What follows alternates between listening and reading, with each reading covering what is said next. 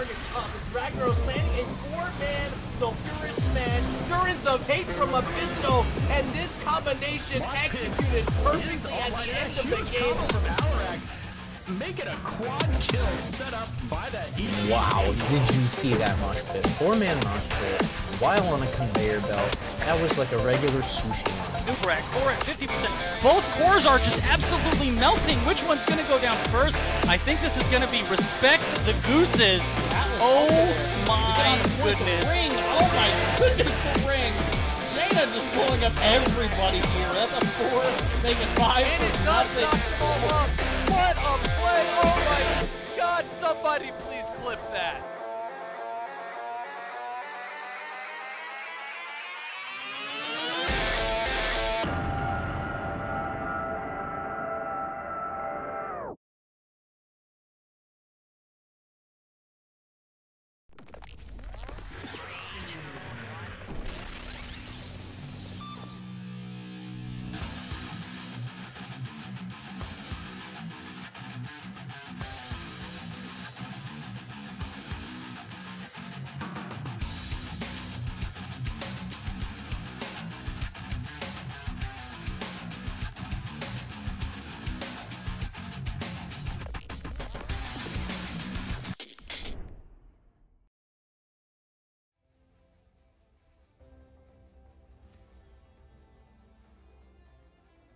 Welcome back, everyone. If you've been hanging out, I apologize. Everything just took a massive dump there for a moment. I was trying to get the thumbnail set up for the game and get all the details entered and all that good stuff. And then the computer just like, nope, we don't want you to do anything. So we restarted. So we're coming back. This is a replay cast between Illidancing Queens, ProBUs Drift, Cannon Rush, Division D East. Again, since it's a replay cast, we don't have the draft information. We just have the game. So what I do have is map in. Sure that didn't get borked as well. So let's go ahead and take a look at that real quick here. So we did have the bands coming out from Illidancing Queens onto Alterac Pass and Cursed Hollow. We also had the bands from ProBUs Drift onto Battlefield of Eternity and Dragonshire. So there you go. Our first game is going to be on Infernal Shrines. I do not know who picked it, unfortunately. But yeah, so let's go ahead and get right into it.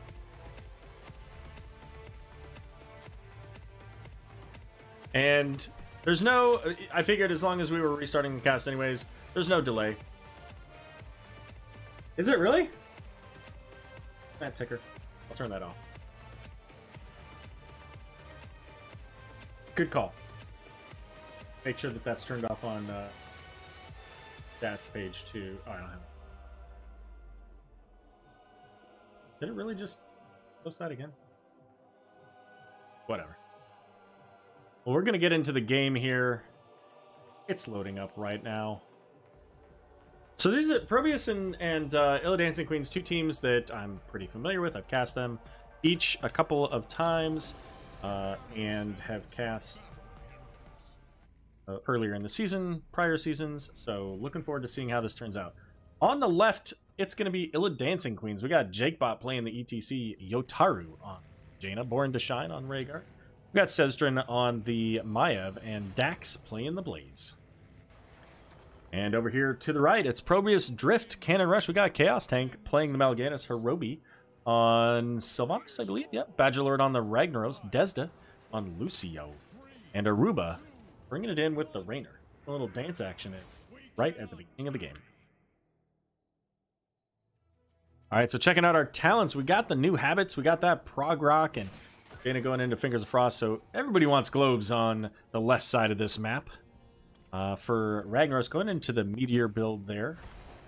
Time to feed from Mal'Ganis. Going to get that extra healing anytime he... I shouldn't say anytime.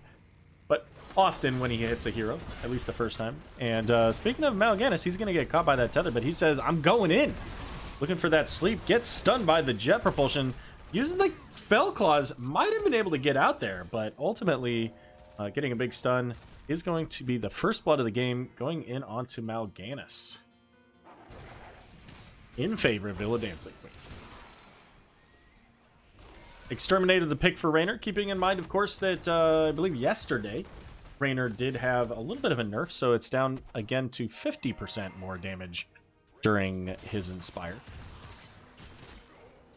Oh, never mind. Just 50% more instead of the 75%. And increasing it when Inspire is active. So let's check in on the fiery boys up top. We got Badgerlord versus Dax. We got a little bit of lava action versus, I don't know, flamethrowers. As we get the first siege camp of the game picked up by ProBUs on in the mid lane there, and they're going to make their way down into the bot lane as well. Now, while these teams are largely away from each other here, let's take a look at what we've got for our combo. ETC and Blaze, really good stun combo, but the potential for a Warden's Cage along with the Jaina damage could be pretty significant. The Rhaegar, probably not going to go Bloodlust, I would assume here. Probably going to go Ancestral. On the other side, we've got the Ragnaros, who's going to bring a lot of XP to the table. But they also have that Raynor and Sylvanas to help them burn through the shrines quickly. If they do happen to lose a Punisher, they'll be able to bring it down pretty quickly. But more importantly, they have Sylvanas to help with the Punisher should they get one. So they can make the value of those Punishers significantly greater. And Sylvanas there going into possession, you see these three minions right here. They used to be working for the other team. Chaos Tank coming in with a big sleep is going to hit onto 3. Jaina the only one avoiding that fate. But ETC says, nah, man, this is it. Let's go. Gets the tether onto a couple, but no real strong punishment from either team out of that engage. With the Shaman camp getting picked up here before the Shrine, this will be going in top lane as the Shrine is in the bot lane. It is going to be an Arcane Punisher. Not the strongest in the early game, but these Punishers can still do a fair bit of work. And especially if your team happens to have a way to shut down the structures like Sylvanas. Ornn and Yotaru going to get their own Shaman camp, so that's going to give the opportunity now for ProBUs to get right onto the Shrine, get things started. They're already a quarter of their way there very quickly, and probably going to be at least halfway done here before Illidancing Queens is really able to get into this. And with Jaina being back here, we do see Illidancing Queens working on getting level 7 first. 25, 26 defenders there already for ProBUs. And here comes Chaos Tank with the sleep. Maiev coming in, has the tether, I believe, but not able to quite get what they were looking for. Ragnaros throwing in his Molten Core value here as Jakebot is having to pull back, but Raynor going to get the kill onto Maiev. The 1 kill for each side so far in this game, and that kill being down the talent tier as well. The Ragnaros Molten Core really given a lot of value, allowing them to finish off the dozen or so minions that they needed to get this first Punisher.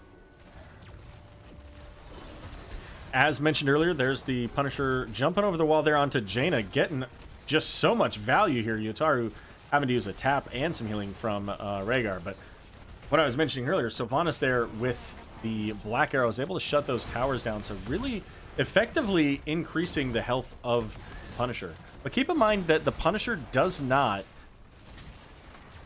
require the focus of the fort. So that fort is going to go ahead and continue doing a little bit of damage to enemy heroes anytime they're doing damage to allied as per the fort heroes. So that fort armor reduction capped out now at 20. But not quite as threatening as it was, but certainly still valuable, especially if you're defending strongly. You do have that bottom fort going down thanks to the large part to the Sylvanas Black Arrow, as the bottom camp going to be picked up there by ProBUs. And the mid camp going in from Illidancing Queens. And the XP advantage currently in favor of Illidancing Queens. Which is, honestly, it's a little surprising given that they, lost the structure, so the passive XP's gone the other way. But here comes Maiev looking with the Shadow. Is going to get put to sleep by Mal'Ganis. I think she got woke up pretty quickly, though. But Jakebot not looking so great here as the Fell Claw is going to get the stun, and Ragnaros trying to get that Sulfurous Smash there. but his animation is so long for that Q that he couldn't even get the attack off. So a 3v4 here in the mid lane as Jaina just sitting out of mana, has not been able to really keep up, even with that Fingers of Frost having 10 globes, just not enough. We see the danger pings being called, the Blaze is up there. And both teams getting really close to level 10, but there's the sleep coming in onto Born to Shine, is going to have to pull back and almost getting caught there by the penetrating round, but the pull coming in onto Mal'Ganis. The knockback from the ETC, the face melt, oh, so close. Level 10 achieved, and Lucio with the big sound barrier, going to keep Chaos Tank alive. Chaos Tank's going right back in, though, with the Hyperion to work on this fort, and the Black Arrows coming in. This fort's going to be taken out as well, so now it's 2 forts in favor of ProBUs Drift. Cannon Rush.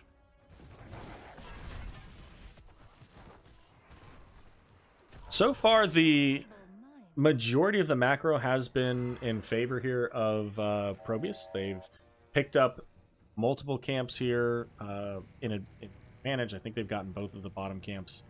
But they've really been on top of it, making sure that they've got pressure in all of the various lanes.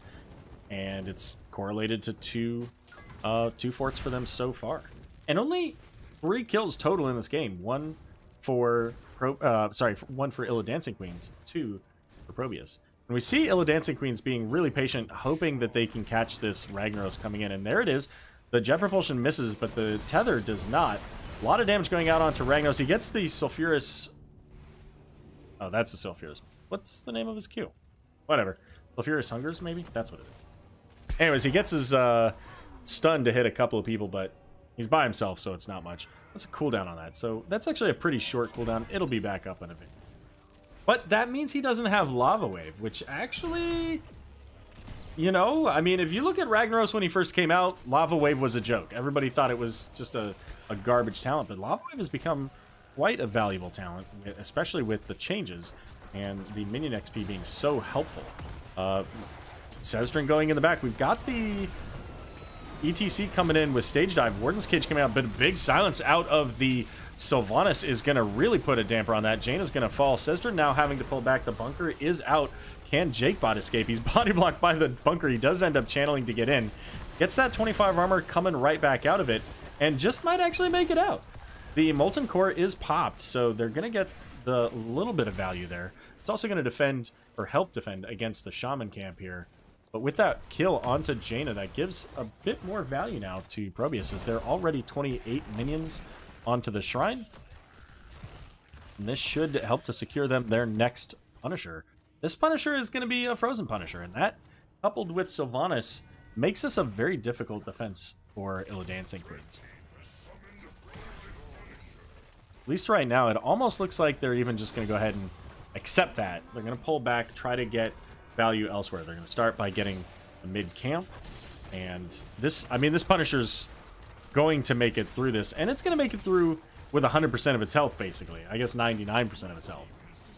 So, at this point now, Illidancing Queens has to make the decision to come back and defend. They're a little bit behind because of this camp here. Because this Punisher plus the Sylvanas, I mean, it shuts down the towers. It could literally take out the keep if left alone. So they're coming up to try to deal with that. Jakebot pulls it over to the other side, so it's going to get some tower shots. But not many, as the Punisher will shut down the fort.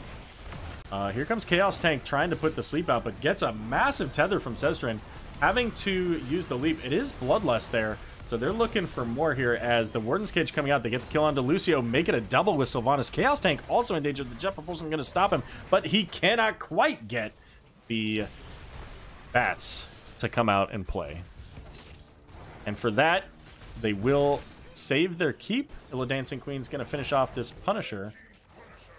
And looking for more.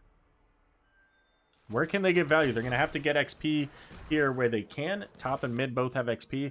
And because of that, because their lanes are so pushed against them, even with this 5 versus 2 advantage, I don't know that they're going to be able to get down here in enough time to contest this. They're going to try, though. They're close. Aruba, I think, gets this. Might die for it, though. The knockback there, penetrating round. So does, in fact, get the camp and sacrifice their life for that one. the good old Rag disengage, saying, yeah, I'm out of here. I can't do anything about this.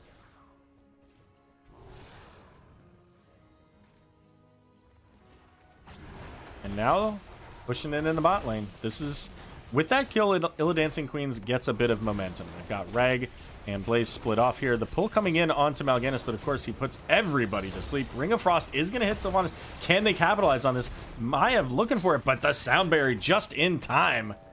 Keeping Hirobi nice and healthy, and here comes the Amp It Up. Playing a little bit of soothing music, you know, making you feel a whole lot better. And you know, I have to imagine, like, that Lucio, when he plays that music, when he amps it up, like, if it's healing, it's probably like, you know, like a soft massage room kind of music, right? Maybe some ocean breeze in the background. And then when he's given that movement speed, it's probably a lot more like electronica, right? Like, let's go! Let's get in there, get out of here, whatever you gotta do. But what do I know? ETC going in, was looking, couldn't quite get where he wanted to go. That said, ETC doesn't have Mosh, so that kind of aggressive play right in front of the wall probably would have ended in his death. Even if he was able to find somebody with the power slide, I'm not sure that was ultimately going to be a viable engage. So it's probably best that ProBUs pulled away and really put him in an awkward position with that. And if he was going to. Both teams now sending out their shaman. Of course, every camp now that goes 1-for-1, one on one side and the other, is slightly better for ProBUs. Because they've got catapults occasionally providing additional pressure. So even if they met in the middle, it's very likely that that additional catapult will cause ProBUs's camp to win the lane. See a little bit of a bush party here now. Chaos Tank, let's take a look. Did take the level 7 Spreading Plague, so that's going to be AoE damage anytime he puts, I think, anybody to sleep there with his Night Rush. And the healing. I love this talent with Lucio's. It's so much fun. Look at how fast Mal'Ganis is, right? Every time he's healed, he gets movement speed. So he is pretty much constantly moving faster with Lucio. Illidancing Queen's having to choose now between losing some time on the structure, or I'm sorry, on the minions, on the shrine, or focusing on that camp. So they get the camp, clear it up. It's 17 on both sides here, so everything's equal on that regard. But with Molten Core going, Ragnaros is able to really put out a lot of damage onto these minions, and they're already at 31, with Illidancing Queen sitting at 7 so far. They are going to see, here comes the stage dive, looking for the stun. Do get the stun with the pull. Is that enough? It gets the Lucio. They're looking for the Sylvanas just barely. Chaos Tank getting pulled back in. Has almost no health. Not quite able to get the Carrion Swarm off, so will fall there. And Illidancing Queen's very low, but they get a quad kill onto the Ragnaros. But they lose the Punisher. The Punisher is going to make it in. Oh, Born getting caught by the Punisher is going to be able to make it away, but not before taking a bit of a pounding there. These Punishers don't mess around. They pounce on you, they punch you, and they hurt. Can we see how much damage they do? How much damage they do? 186? That doesn't seem that bad. But they attack fairly quickly. So the Punisher ultimately getting most of the wall, but only half of that second tower. So, you know, that's about the best case scenario for Illidancing Queens, being able to clear out that Punisher, only lose a little bit of structure damage. They did continue to gain XP, so they're now a full level ahead of ProBUs. So significantly on closer to their level 20 talents here.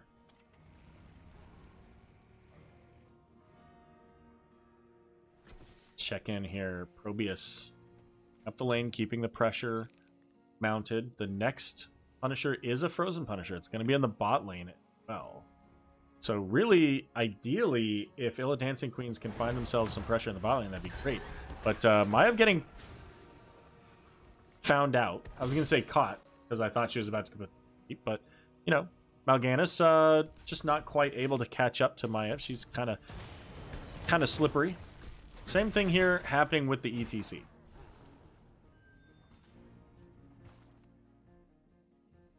And this is, you know, ideal for Illidancing Queens, kind of keeping ProBUs from finding the XP and kind of, in a way, baiting them. And this is awkward.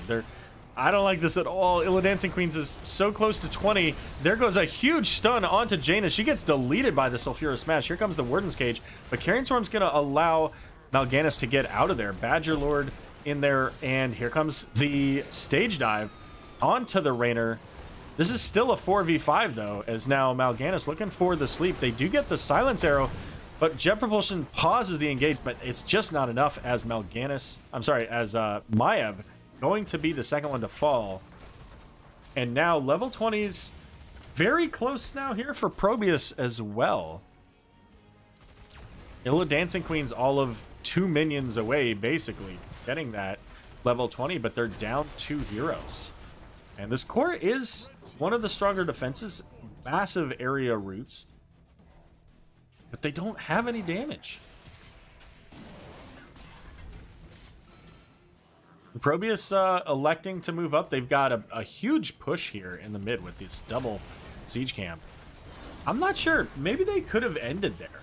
They have plenty of siege damage between the Sylvanas, Rag, and Rainer. They had a good amount of time. We'll have to see if that ends up being a problem. Here's the power slide onto Hirobi. A lot of damage coming from Jaina, but just not enough by herself to finish that. And that's kind of what I was getting at, is even without Jaina, like, they have absolutely, you know, no damage there. They might have been able to end that. But instead, they take 3 keeps. So, okay. Feels good if you win the game, feels bad if you don't. And they are going to make their way onto the shrine here. So, I think that... I think Illidancing Queens needs to be on the shrine. They've struggled with the shrines every time. They've always fallen behind, and Ragnaros is going to give them an easy way to get a lot of value there. Here comes the push here. Jet Propulsion coming in with the leap here. Jaina finishing her quest. The Warden's Cage pulling everybody in. They've got all 5 together. Can they make it work? I thought they were going to get that kill on Sylvanas for sure, but they just can't quite get it. The Haunting Wave just enough to keep Sylvanas out of danger. And here comes Ragnaros with that Molten Core, is now at 36. And Mal'Ganis chasing down Yutaru. Yutaru using that Ice Blink to get away, but here comes that Punisher. It's going straight to core, and they get the kill onto Blaze. And Mal'Ganis is looking for ETC. They've got to disengage. The only way that they can defend this is if they're able to keep their damage up at this point and capitalize on the core defense. But Jaina just not able to get away here, as Maiev going in to try to maybe save her, but it's actually going to be Maiev falling first, Jaina immediately after, and now with the Punisher coming in, ProBUs saying for sure, I think we can take this down. And look at how quickly this is falling. Now, that's just the power of the combination of Rainer and Sylvanas and, you know, a couple of catapults. 1, 2, 3, 4. So it didn't end up costing them any significant issues there, you know, playing the game that way. It was definitely a little bit safer play. I think they could have won that a little bit earlier, but that's okay. You know, it depends. You have to, if you don't know for sure you can do it, be confident. Make the confident play. So 10 kills to 8. I mean, that was overall, you know, both teams were able to get kills. Ultimately, Illidancing Queens had more kills than ProBUs, but stats don't win games, right? It's all about the timing and who you're able to kill and when. And with ProBUs being able to pick up the shrines every time, that meant that they had, at worst, when they died, they had a Punisher that had to be done. Worked out really well for them in that game.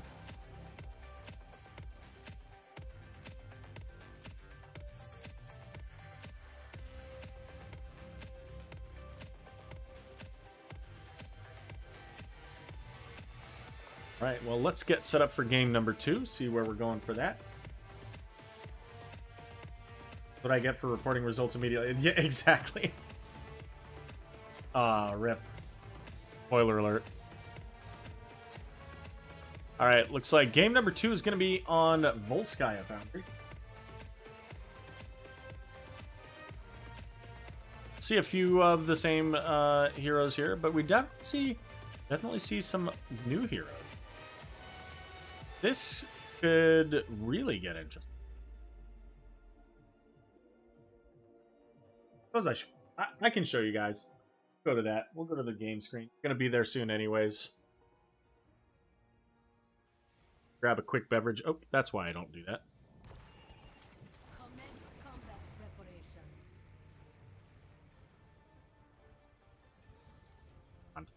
There we go.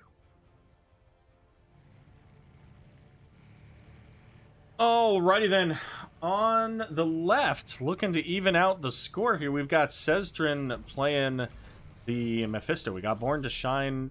The battle begins in 10 seconds. Anna? Okay. She is playing Anna. It's just right underneath the garage. Impossible to see the Anna underneath garage. Jagbot playing the garage.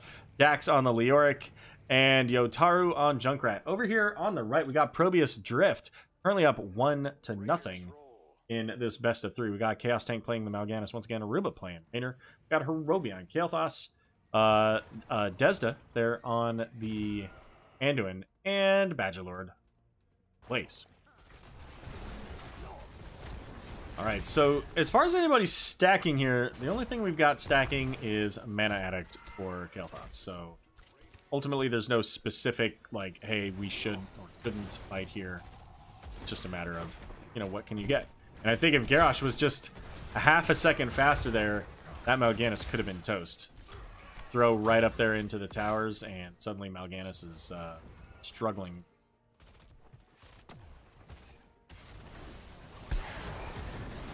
The rotation's definitely right now in favor of ProBUs here. Mephisto doesn't have super great wave clear. Junkrat does have pretty decent wave clear between his autos and his grip.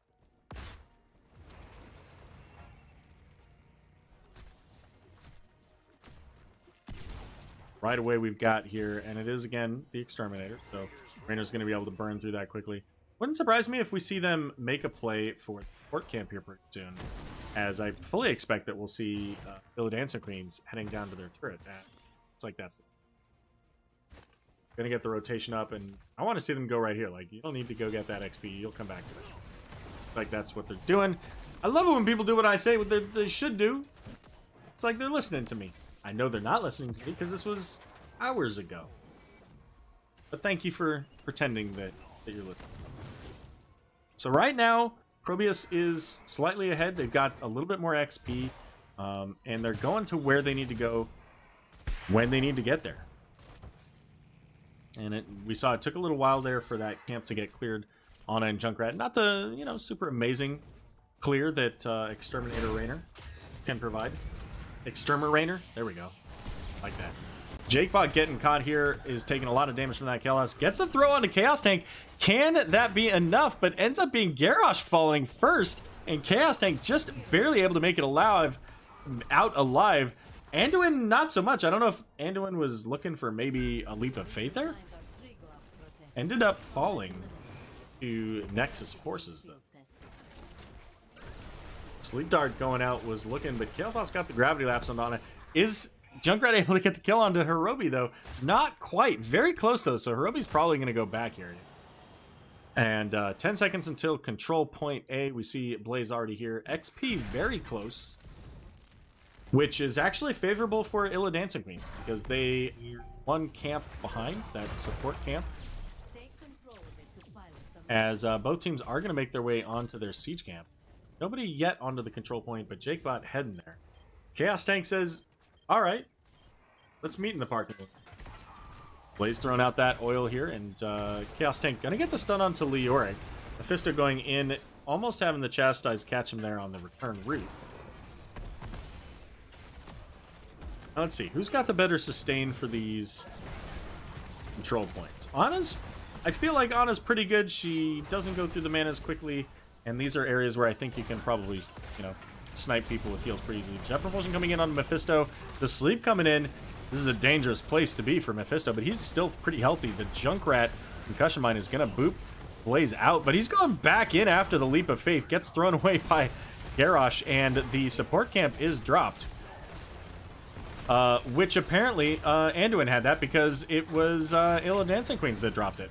So big sleep there. Chaos Tank just barely making it out alive with about 60 health there. So there you go. I didn't even realize that they got the biotic emitter. So fantastic play there by Illidancing Queens getting that kill. And ultimately starting now the channel on the control point. The ProBUs is going to get to work on getting another turret here. And we still have a bit... Oh, never mind. It's back up. But as mentioned earlier, they don't have the greatest clear for that. So Leoric's going to take a while. We're about halfway on the channel here. Leoric doesn't even get it. So just the one turret that Chaos Tank has there.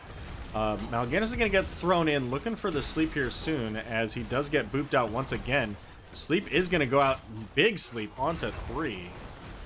And Jakebot having to pull out really all of Illidancing Queens very low, as Mephisto going to be the first to fall. Garrosh falling shortly thereafter, and now channel going to go over to ProBUs Drift. That should finish them the Protector.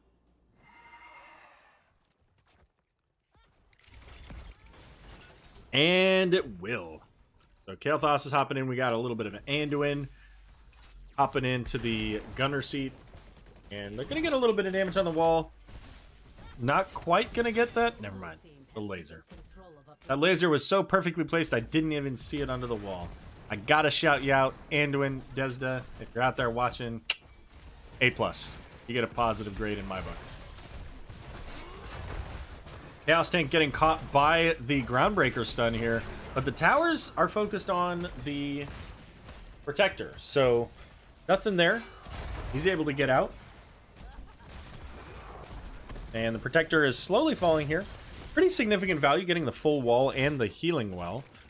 About 15 seconds left on that Protector, so it's going to probably expire here before it gets any real significant value anywhere else. Other than that one massive punch. Chaos Tank, however, not so lucky. But honestly, the sacrifice of Mal'Ganis may very well have saved both Anduin and Kael'thas. Because with Garrosh having that Indomitable, that Unstoppable at level 4, he could have prevented the knockback effect from the vehicle. And if that's the case, he gets a throw, he gets a stun. One of those two could have found themselves in that wall, in that tower, and a quick trip back to the graveyard.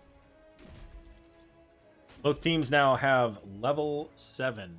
So the first Protector usually doesn't get tons of value, but it did get that mid-wall and a lot of value up top, getting that wall and the well.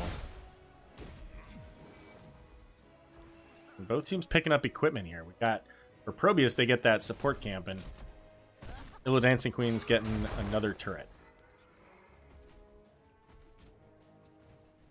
But up in the top lane, this is going to get some mounting pressure, especially with Mal'Ganis coming up to gather this XP and move that siege camp forward. So Junkrat's going to come up and deal with that. Wouldn't be surprised if we see a concussion mine like right there. Yep, there you go. Moving him closer into the tower and allowing the tower then to attack it. Gives them that free damage that normally the fort keep might not be able to get. But with everybody showing on the map here, ProBUs is going to push in a little bit. They just get enough to finish that tower, but that's one step closer. Down in the bot lane, though, Blaze doing some work. Was able to get this full wall with both towers. So pretty significant value. And they're going to keep going now because they can see that Illidancing Queens is elsewhere on the map. So why not, right? They can move in, get the healing well. And Illidancing Queens is going to come down. They're going to rotate in looking for this. Chaos Tank doing a great job of providing that vision and the disengage for this team. So IQ is going to make it in time to keep any significant fort value, because if they'd done anything else, if they'd gone to another lane, like pushed a fort or something, they probably lose their fort. And it's going to be Decimate there for the Garrosh. So looking for that additional damage onto the front line, the Mal'Ganis, the Blaze, and a level 20 being able to reduce the damage.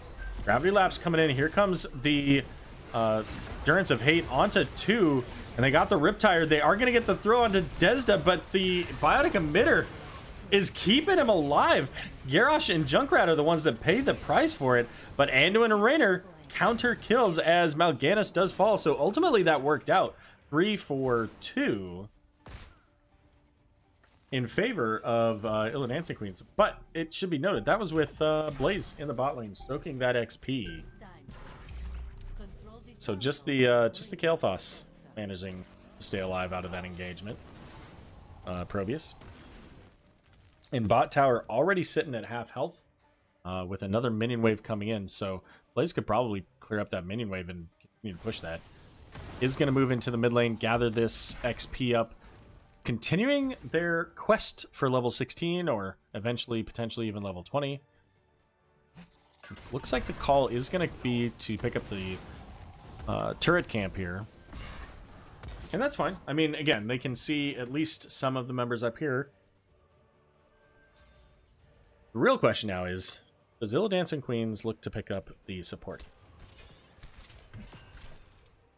The Auric on the point. This is a little bit of an uneven fight, but they do catch ProBUs coming up. There's the Groundbreaker. He's going to go ahead and throw the Mal'Ganis out, along with the Endurance of Hate there onto Blaze, but no significant follow-up here. Sezdrin getting very low. Is going to have to be careful as Aruba just doing work, but it's not going to matter as Mephisto kills Raynor, but falls to the siege camp. Jakebot, I think, was trying to catch the Kael'thas and Blaze from coming out of their bunker, but just a little bit off on the timing. Either the timing or the bunker died to his damage. But it didn't matter because ultimately Garrosh didn't have a whole lot of health there. So I think if he had caught somebody, it probably would have been maybe a bad scenario. So one down on each side. And Garrosh is going to get put to sleep there by the Mal'Ganis. Gravity Lapse coming in with the Living Bomb. Gets caught by the Chastise. 67% on the channel here for ProBUs Drift. 99% so far for Illidancing Queens. And everybody is back. So next up here, Endurance of Hate is going to be coming back up. So that's a very short cooldown. Jet Propulsion coming in with the Light Bomb is going to be able to secure the kill onto Ana and Leoric. But Blaze going to fall next with Mephisto coming right behind. Junkrat in a bit of danger here. Chaos Tank looking for it, but can't quite get there. Jakebot, however, throwing out the Decimate. Getting a little bit more damage in there. But, man, and Aruba nailing the Junkrat at the end there. Make it a full 5-man team wipe. ProBUs Drift getting that mega kill. As they're going to make their way onto the top fort here with no defense whatsoever. Shutting down the tower with that Power Glove. The only question now is, do they continue on the keep? And I don't see any reason why they don't. You're going to get at least the wall down before a significant defense is going to be out from Illidancing Queens. And how much of this keep can they take out? Already about half of it. And Junkrat's still not here, so it's really just Mephisto for the damage. And as we see, first keep goes down. And this protector still has half of its health. They may be able to get another 2 forts out of this. Bot lane fort is very low already from the earlier administrations of the Blaze.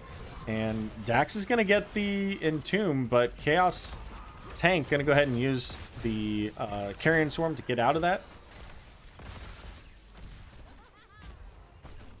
About 10 seconds left on the protector, so that's not really gonna make it as far as the fort, I think, but they have enough of a minion wave here that it's probably not gonna matter. I think this fort goes down either way. Looking for the Blaze. They did get the Groundbreaker stun, but Jet Propulsion will get him out.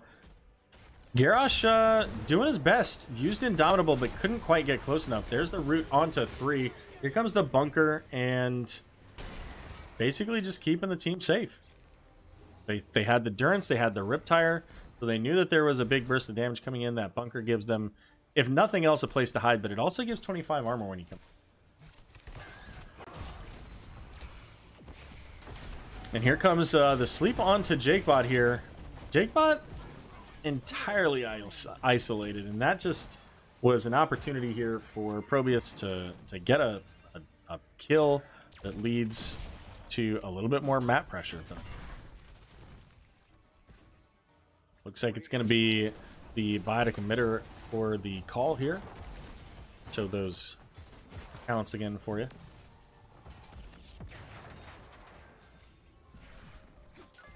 ProBUs looking very strong in this game, as they pick up their siege camp. I think for the siege camp, maybe, I don't know, this control point C is coming up soon. I think they could probably put a little bit of time on that. Maybe continue to work on level 21st, and then that way the siege camp requires attention. But I mean, that's the most minor of details at this point, because they're half a level away from level 20. So it's unlikely that the Dancing Queens is going to really come in anyway on this control point at 18 to 20. But this is when Illidancing Queens needs to look for a fight. You need to find, you know, an opportune location, use a bush gank. Bushes here aren't really easy to set up, though, because for one, there aren't many of them, and most of them are not very big, so I only get 1 or 2 people into those. So level 20s are now online, so that bunker even better now. It's going to provide 50 armor when coming out of it. And ProBUs says, hey, let's go in and see if we can't catch him here. Also of note, Mal'Ganis now with his Carrion Swarm, when he uses that, is going to put everybody to sleep that's nearby. So can really set up a huge play with that Light Bomb, with that Gravity Lapse, maybe a little bit of a Pyroblast in there, Jet Propulsion. Like, there's a big potential combo coming out of Chaos Tank, Carrion Swarm. And at this point, with bottom control point coming up, control point C, I don't see any way that Illidancing Queens is going to get to 20 before that Protector is done. It's only about 80-90 seconds to get that complete. So they're just doing what they can to get as much of that XP as possible so that they can defend against that Protector when it gets back. Take control of it. Now, seeing the Blaze up there, I think that if they can rotate in on the Blaze, maybe they're able to catch him before he's able to get back to his team.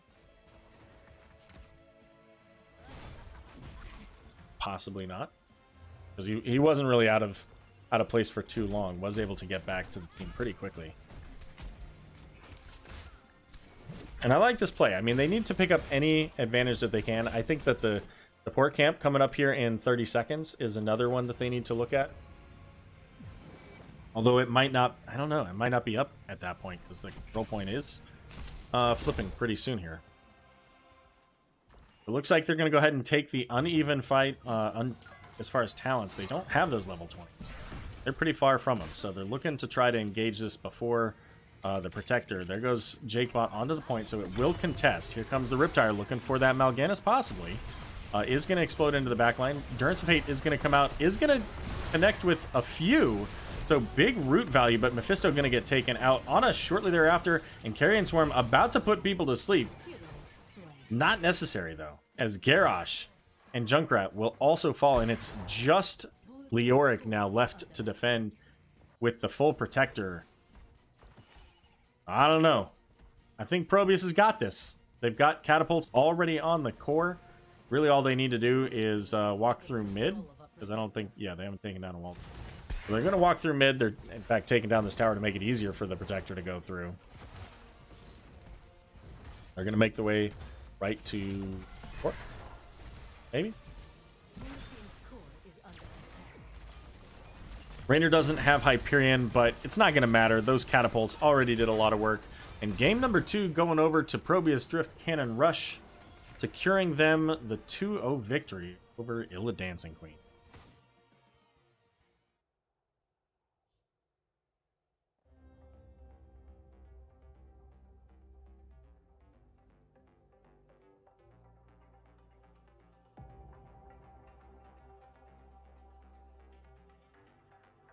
All right, so 8 kills to 16. A little bit more in favor here of ProBUs on that one. Again, I mean, we saw kills coming out from Illidancing Queens. They just weren't able to convert those into additional structure damage. I mean, they don't have as much structure damage as ProBUs had. So when ProBUs was able to get kills, they make more out of it. Which is the same thing we really saw in game 1. Just better timing of their kills. So it worked out really favorably for ProBUs Drift here. They're able to get both of these both of these games. You know, fantastic set.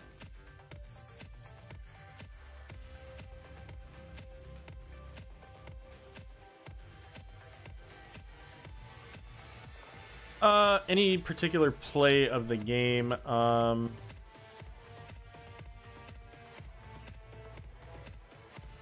You know, there was one combo up, I want to say, and you'll have to look back, it was midway in the game. There was one combo where, like, there was a Mal'Ganis Sleep, there was a Jet Propulsion, there was a Light Bomb. And actually, that might have ended up being the 2-3, where it was like a 5v4, I think, and, you know, Blaze in the bot lane. And ultimately, like, I don't necessarily think it went in your favor. But I think Kael'thas was the only one. But it certainly could have gone. So I don't know that I saw any specific things where it was like, oh wow, that particular play was so amazing. You'd almost have to, you know, check back. Maybe game 1. I mean, there were some really fantastic moments in game 1, mostly around those shrines that led to some. You know, I would say probably game 1.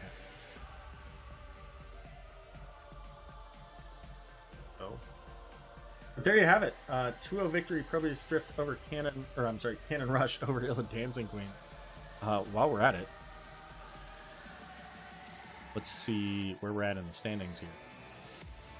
I'm assuming these are updated. I don't know if this includes your updated point. ProBUs Drift sitting now with 8 points. Illidancing Queens with 5 points. You know, a little bit of a climb for Illidancing Queens to get in playoff contention with 13 teams in the division. There's a lot to go through. There's a lot of flex matches. So it certainly could still be plenty of opportunity for both teams to find themselves higher up. But that's it. I'm tired. My voice is tired. I haven't actually cast this long. Quite some time. It's actually a look. Hey, we're done. Let's take a look and see if we've got anybody still going on. Maybe we can catch some.